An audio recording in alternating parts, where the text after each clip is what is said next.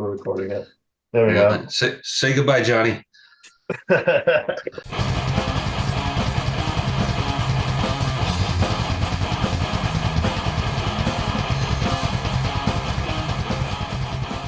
Hey, what's up, everybody? This is Brian. I'm with Israel, and we are with Don Van Stavern from Riot V. Yes. Thanks for Yes. joining us, Right. Don. How you doing? Five. But yeah, we're doing all right, man. How you Oh, doing, Riot man? 5. That kind of It's a brings me to Roman numeral V. It's confusing. the yeah. So the five stands for this is kind of the fifth iteration of the band Riot. Uh, and this has been the band's most stable lineup in 10 years. Do you think that's helped the band be so productive in the past 10 years? Well, I mean, it definitely helps.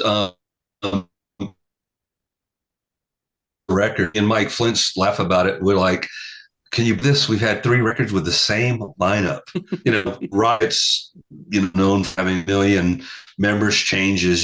Since Rock City, it changed to Narita, and it changed to Fire Down Under, and it changed to Thunders.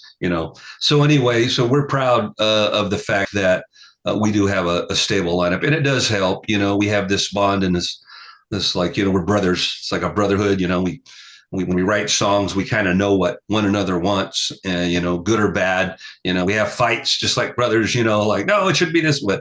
But I think it does help. We have a lineup that we're sticking with because the creatively of the whole fucking thing is, man, it's like Frank does the drums like I want him. Todd sings high like I want him to do, and all that kind of stuff. So, I mean, that kind of factor helps. But, I think it's kind of cool. I think people are going like, wow, it's kind of cool that the band, has the same lineup, and the magic is still there, so far. So not getting any younger. So I kind of keep it going. We all aren't. By the I way, know. did you mention that happy belated birthday? Hopefully it was a good one. Thanks, man. 61. I still can't believe it. I'm like, how the hell am I 61 and still doing right? What the hell's going on here? Hey. But it's passion. I mean, I joined the band in latter 84, and me and Mark were bros, and I continue on for the legacy and the passion of the music. We don't make $1 million. We're not like a Metallica or anything, but we Yep. do it for the fans and just a passion to keeping Mark's legacy alive and stuff like that. So it's cool, man. So it brings us to the new album coming out April 12th on Atomic Fire Records. It's called Mean Streets. Mm-hmm. From what we've heard so far, because we got a sneak peek at it a few days ago, and it sounds fantastic. Thank you. It's for me at least, it kind of feels like a throwback to the old school heavy metal days, kind of like the 80s ways. Right. Was this done consciously by you guys to kind of go back that way, or because the one previous that Armor Light gave off a little more of a power metal feel, at least on my end. So was that done Yep. consciously, or was this something that kind of just naturally occurred? No, you're right. We wanted to change it up because, we continue on kind of, the fifth chapter, fifth vocalist. But when I continued the band on, I was, one of the original members of Thundersteel. So that's kind of where this band goes, because when we reformed the Thundersteel lineup on Immortal Soul, we had that record. We did some shows, and then Mark passed away. I said, well, I need to do my legacy forward. So we continue on in the power metal. When we did Unleash the Fire, it had a little bit of everything, but it was still riffed out power metal. But when we did You're Right, when we did Armor of Light, we got signed to Nuclear Blast, so we were really going for it, some aggressive music, So I was writing some real crazy stuff. But on this one, yeah, we switched. Atomic Fire is a offshoot of Nuclear Blast. Marcus and the whole gang moved over there with the Reigning Phoenix people and all that stuff. So, it was cool. And I thought the same thing you were thinking. I was like, you know what? I want to go back. I want to do like when I used to write stuff on Thundersteel. It was aggressive, but not crazy. And even write a few songs like From Fire Down Under or Narita. So, the opener, I wrote Hell to the Warriors is kind of, a Thundersteel type-ish, but I always write to, a chant, because we call our fans and friends warriors. So hell to you warriors. And, I wrote that with a little more aggressive, but then right into the next song I wrote, Feel the Fire. It's just like, wow, this is like a rock song, it sounds like Grinder meets Led Zeppelin. And that's kind of how I wanted it, because, I'm an old Priest fan. And I said, let me do a breakdown like a Zeppelin part and this and that. And then Todd sang the vocals like that, so I was kind of like, it's kind of cool that we have different elements of styles. I even wrote a song that's like an overdrive from Rock City, lean into it, real commercial song like a Marianne from Thundersteel, so I'm trying to do those elements and bring in maybe, even more fans and, and kind of get some of the older fans, where we're not just so aggressive. Some of the older fans are like, we want some rock stuff. So we kind of had that in mind. So, I wrote a couple rockers, a couple power metal ones, and Mike wrote, Mike writes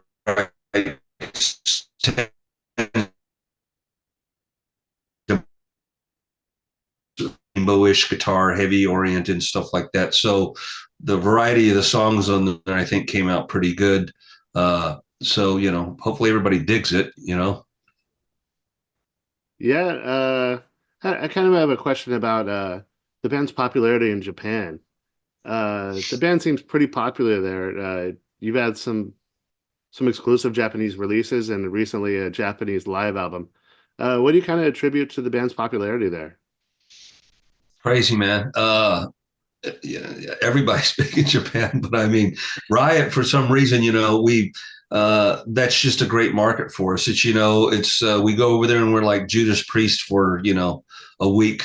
We're playing the biggest places, sold out by ourselves, headlining. So it's always been cool. I think because the relationship we've had, we went over there for the first time in 1989 at Thunderstill when I was there with me and Bobby Jarzombek, Tony Moore, Mark, and at that time, Mike was a fill-in. We needed a guy to play some of the old stuff before we officially hired him and stuff like that. But what was crazy about the first visit was they had 5 records before Thunder Still. The early stuff with Guy and Rhett, but the representation was us going over there. So we had to play a little bit of everything.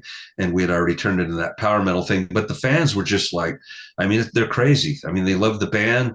They dig the whole Seal character. They can relate to our little dorky Seal guy, but, they dig it. And so the first time we went over there, we knew something was special because I remember this. We tell this story sometimes when we pull up, they picked us up in a limousine, which was the first sign. We're like, what the hell? So, and then all of a sudden we get there and there's, a couple hundred people outside, kimonos and different things. And we're like, wow, it's a wedding. They're having a Japanese wedding at our hotel. And the guy opens the door and goes, stay put. This is all for you. We're like, huh? So, yeah. So they had a security guy walk us to the hotel and they were all Riot fans. So then we were like, wow. So that was our first, this is going to be great. And then we played these huge halls and Mr. Udo booked us, the guy that was booking like Michael Jackson and like huge bands, he booked Riot. We were like, what's going on here? So that's where it started. And then ever since then, it's just always been like a great relationship, and every time we go, even to this date, when we go over there, we play, it's packed places. We'll play the same place 2 nights in a row because it's sold out. So they just always been in back of us. And the fans are very passionate about this. And Mark, when he passed away and stuff like that. But it's just one of those markets, man. We have a few of them. Greece is the same way, and a few German markets, that treat the band, really, really cool. So it's awesome to go over there. We're going back over there in July. Cool. We're doing, I think it's around the 19th in the summertime. We're doing that. And like you were talking about, Japan, they always do something special. Their release is a little bit different. They always want to add something or have something other than the release that Atomic Fire's doing and stuff. So they have a bonus they're going to do live. Like you were saying, they release live. We played that Metal Weekend with Loudness where we jumped on stage with them and they jumped on stage with us. So they're going to add a couple live tracks and some footage. And then they're doing some really classic stuff. I gave them some masters of when we did the original Sign of the Crimson Storm that I wrote years ago when I first joined. And it's with Sandy on drums and Rhett Forster singing it. So that's a real collector. And then we have Killer, which was on Privilege of Power. It was a duet with Joe Lynn Turner and Tony Moore. Well, the way they did the duet, Tony sang it by himself, Joe sung it by himself, and they just picked and switch parts, we're going to release just Joe Lynn Turner singing it. So I thought that was kind of neat, Oh, you know. So it's going to be a special release in Japan. But you know, Atomic Fire is still doing the vinyl with cards and splatter and stuff like that. So you know, they got that kind of stuff going for them too. So cool. you're gonna have to buy a couple from each place, okay? Oh, for sure. I mean, yeah, Yeah, why yeah. not? So speaking of touring, you guys are jumping right into it right after the release of the album. So you guys are going to Germany, Poland, Switzerland, the Netherlands, Belgium. Um, in this day and age, some bands do not consider touring to be that such a big deal. How big is that for you guys, touring? How important is it? Well, we figure you got to go out and promote. I mean, like even back in the day, you know, that was a part of the record company thing. They would be like, we're going to put the product out, and part of the promotion is playing. You know, back then there was more tour support. You know, back in the Thunderstill days, they gave us tour support. Nowadays, you don't really get it. So you know, you do merch and just different things to make better money. But we think it's important. You know, we don't tour like we used to. You know, there's the market is still a little bit weird since the lockdown. I mean, and that's part of the reason why it took us forever to get a record out. Besides that, you know, there were bands releasing during it, and we're like, no, we want to be able to physically go in and maybe buy it, the record stores that are still there, and then follow up with a tour. And you know, back then you couldn't play because everybody had different rules to get in the country. So now that it's kind of clearing up a little bit, we're able to get out. So what we wanted to do, we said, okay, let's release it and let's, you know, do some dates. So the first thing we're doing is the one you were talking about. We're going to release it, and we start in Warsaw, Poland, and we do, you know, a whole full tour there, and then we come back and we're going to do some U.S. stuff. They're booking some stuff right now in Nice. the States, and there's yeah, it's going to be cool. We're doing a whole West Coast run, and then we're going to Wow. do the Midwest, Texas, New York area and stuff, and then we go to Japan, and then we do South America in September, and we're supposed to do some dates again overseas with Accept and Raven. So we'll see how that all works out. There'll be stuff that's being booked in the States right now, but a little bit at a time. There's a few things, like there's even a Queensryche thing mentioned for the States, but it hasn't been 100%. But they contacted us and said, hey, there's a Queensryche Armored Saint going out. They're talking about adding one more band for at least, you know, 2-3 weeks of it. And we said, well, let us know, you know, so that would be cool. So, touring is important. You know, you get to meet the fans and the people that, you know, enjoyed your music, buy you records. You know, you can do a shot of tequila with them or take a picture with them and all that. You know, we like doing that with the fans, and we don't like doing the charge meet and greets. It's like, I'm not going to charge you. You just bought a ticket. You bought my album. Why am I going to charge you? It's like, dude, get over here Yeah. and do a shot with me. Yeah. That's really cool, Don. Yeah. Todd Michael Hall has been in the band for 10 years now, and he's such a powerful singer. I'm just wondering, did you do like tryouts to find him, or how'd you end up getting him in the band? Yeah, we when we decided to continue on after Mark passed away, it was still Bobby Jarzomic and Tony Moore, you know. But then Bobby was busy with, you know, he plays with a million bands: Fates Warning, Halford, Sebastian Bach. Now he's playing with George Strait. What the hell, the biggest guy in Wow. country music. But anyway, he couldn't continue, and then Tony Moore was just, you know, calling it a day because he was older, a little bit older, and his chops weren't there. So when I decided to keep it going, you know, we wanted to move forward the right way. We don't want to do like how a lot of bands just use the brand, you know, and people say that's not Riot. You know, it's like, dude, this is my era. I was original member of Thunderstill, and that's what I'm doing. I'm not relying on your past. We're going forward with the Mark V. That's why I call it the Chapter 5. That's where the V came from. Mhm. But anyway, so when I decided to continue on, contractually, we still had a deal. So I had to, you know, tell them, you know, and they go, well, Mark's gone, but we're still into it. Mike, you know, was real skeptical. So I ended up writing demos. So I wrote all these demos that ended up on Unleash the Fire. And I said, well, you know, after a year, I started writing again. And I had to put a band together again. So I wanted to get someone like Tony Moore and someone like Guy Speranza. I wanted a higher voice because I'm representing that vibe of Immortal Soul and Thunderstill. So we did. We had auditions. We had a few people sing. We gave them demos of the new songs. We even gave him demos of, I have some masters of Fire Down, other stuff like Swords without a vocal on it and stuff. And so we had a few people. And the first guy we started working with, which was strange, and I got demos, I'll release them one day maybe, Tony Harnell from TNT. It's because Bruno, the guy that produced a few records for us and the last record, was friends with him because they were doing Westworld with Mark and all that and stuff like that. So he got us together. So we started working with Tony, and we had ideas and stuff like that. I told him I was a big fan of TNT.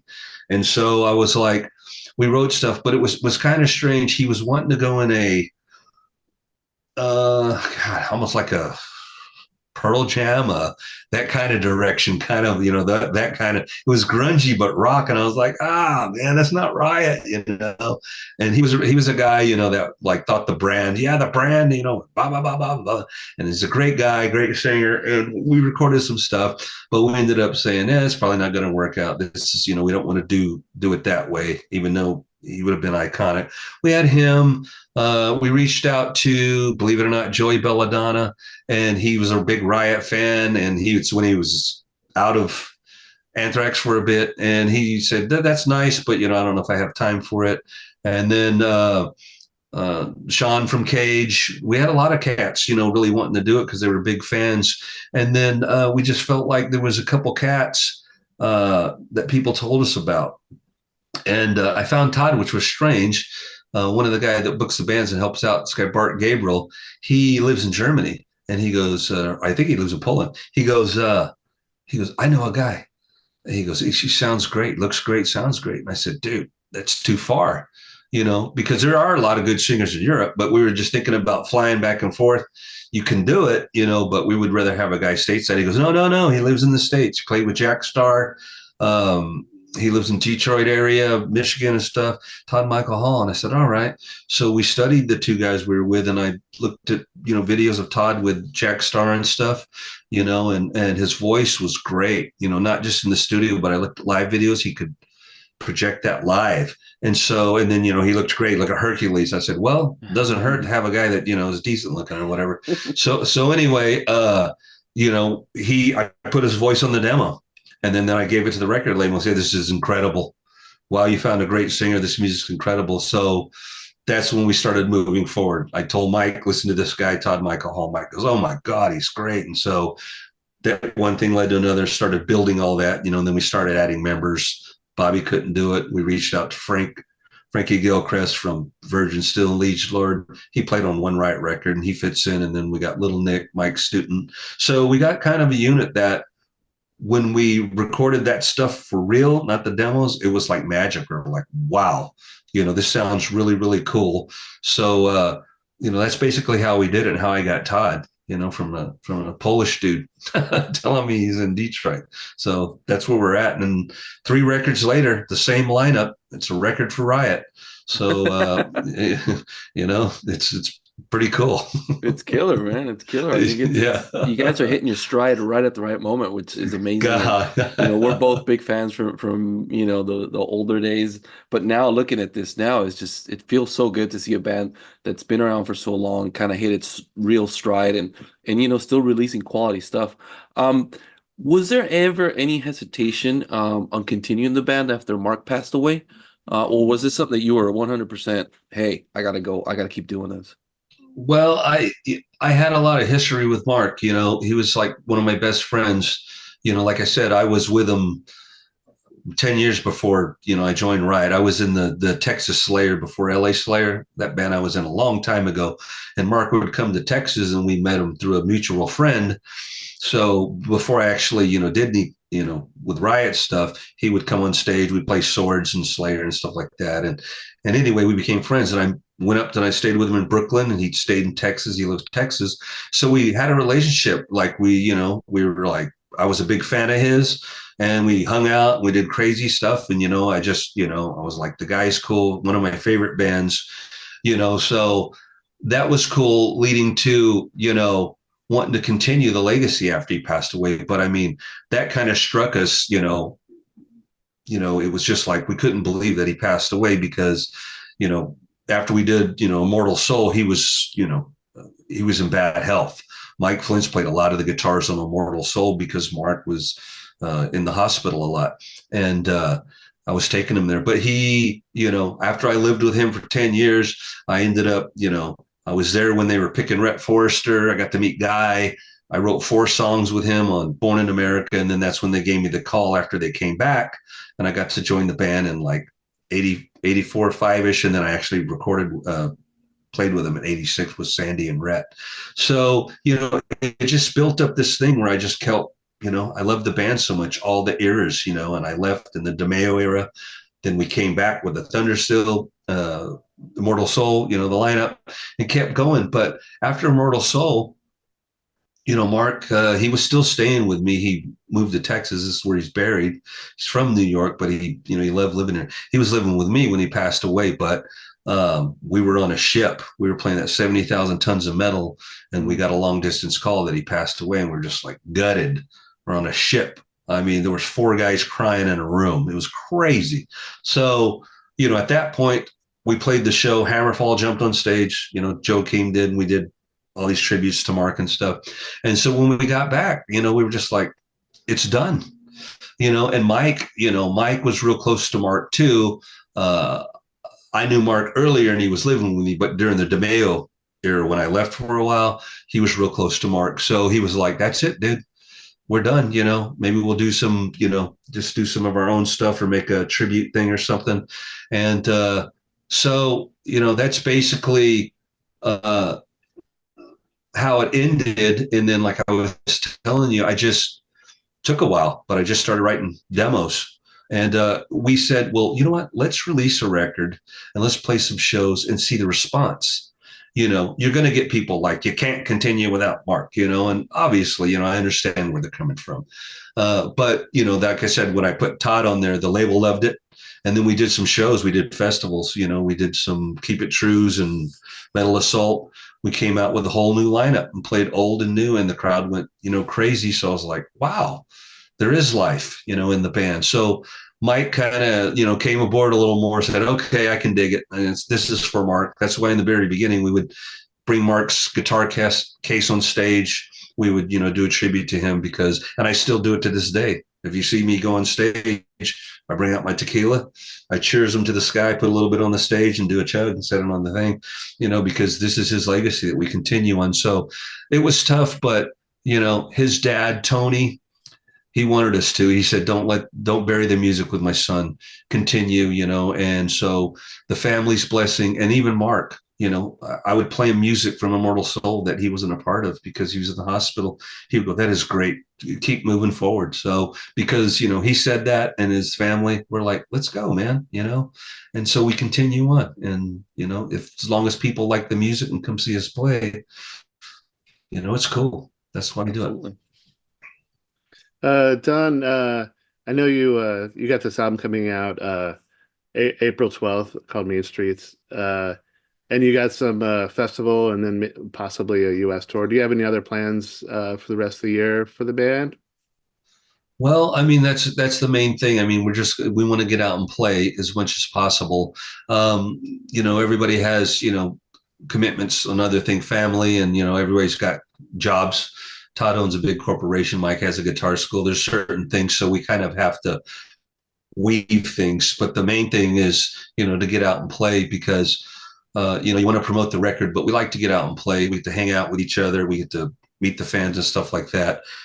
We like to travel. Sometimes, if the money's not so good when you're in Italy and you're eating Italian food and the culture, and we're going to the Coliseum, and when you're in Spain, you're having there's paella and fine ass Spaniard women, and the crowd's crazy. We go see different things. I mean, all these little things when the money's not there. It's great to go out and play. So basically, we want to just we want to play as much as we can.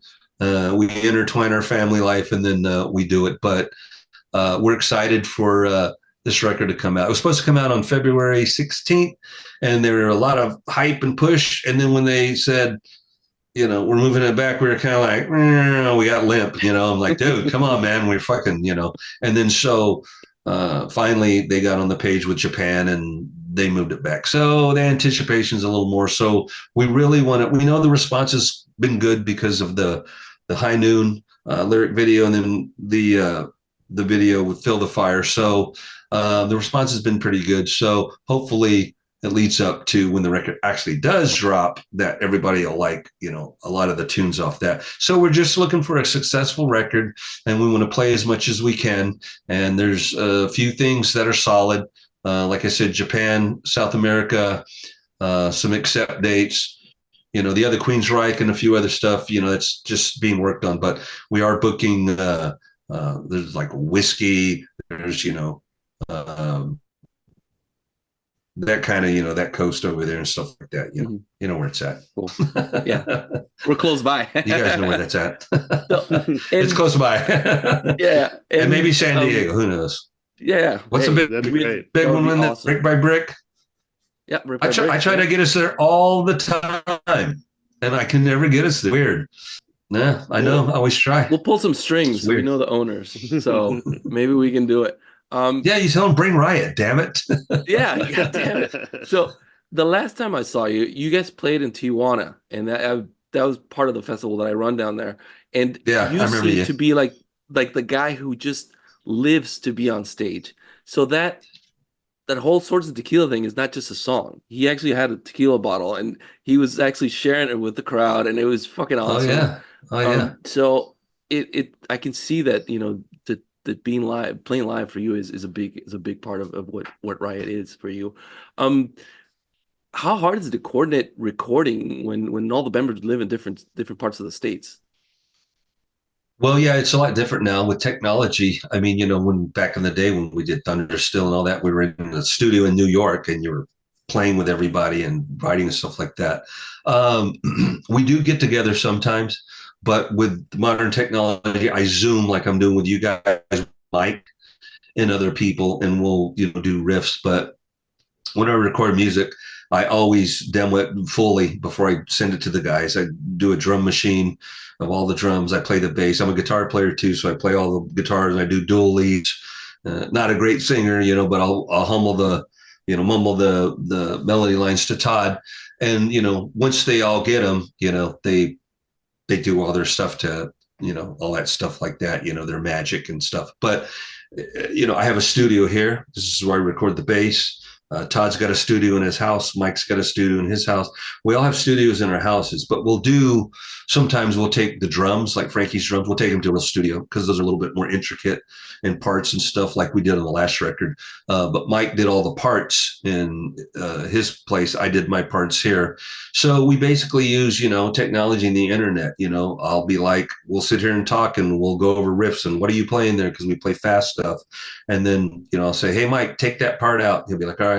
And they'd be like, hey, double this part, and so we kind of do it like that. So it's, even Bruno Ravel that produced the record, he'll be on Zoom too. And he'll tell us, hey guys, I'm thinking about doing this. And I'm going to add more vocals to Todd on Fill the Fire. And hey, I'm going to cut a verse out. What do y'all think? And we go back and forth. And we, when we hear all this stuff, we go, yeah, that's good. So we do it kind of like that, we'll do it like where we send files to Bruno, he'll mix it, send it back, and we critique everything, and we go back and forth with Todd with the melodies, because I write all the lyrics to my songs too, but Mike doesn't write lyrics, so Todd does that. So me and Todd go back and forth with lyrics and stuff like that. So it's just all done through this technology and the way we do it right now. And but we do get together, before we go on the road and stuff like that. We go to New York and we rehearse the new songs and we do business up there and all that, and then we fly out. But I'm in Texas right now, so we're in 3 different places, Michigan, New York, and in Texas. So but that's how we've been doing it, technology, man. Just record right here. I record Mean Streets in my underwear. Perfect. I'm in my chonies right now. No, perfect. But that's how we do it. I mean, we do it like that. Technology, and we have a good time with it. We go back and forth. We have meetings, Zoom like this and stuff, and it's like you were mentioning, Riot has just been a passion for me for years. And we are the tequila band because Swords and Tequila, they mentioned Tequila and Outlaw, Johnny's Back, Tequila, Black Leather and Glittering Steel. We just have that kind of tequila vibe. And besides, I am a fan of tequila. It's my favorite drink. And I drink Jose Cuervo all the time. People are like, what do you drink that for? I'm like, it's gasoline. I love it. It's my vaccine. That's why I don't look 61. Okay. No, but anyway, so that was one of my things, and it's in our hospitality rider when we play live, and they know, and even on the rider, it's well, you probably saw it, and when it said, it's got the food and it's got a bottle of tequila and it says for Swords and Tequila, and it's got all that stuff. But what I do is, like I said, and there's some memes of me. I really do associate it with Mark. So I walk out, I cheers the crowd. You see me. I cheers the heavens to Mark and Rhett and all the fallen members, and I do a sip and I do a little bit, one for my homies on the stage and set it down. So it's kind of fun. Works. It's really cool. Don, that's about all we have at the moment. And, just want to let you know we really appreciate your time. Oh yeah, And thank best you of luck guys. on the album. It's fantastic. We've listened to it the last 2 days. Yeah. All right, I hope you guys like it, man. Oh, it's great. The album is What's your called favorite Misfits. song? So far, I think High Noon for me. High Noon and Mean Streets, Yeah. the title track I Yeah, like a lot too. Cool. I'm cool, man. Album's Well, called they're my Mean songs, of Streets. course. Perfect. It's out on April 12th on Atomic Fire Records. They're picking up a lot of great bands, and definitely pick it up. Riot V or Riot 5, actually. For Brian, Israel. That was Don. We'll see you guys next time. Thank you, Don. Thanks, Don. All right, thank you. Rock and roll. Shine on. Cheers. Yeah.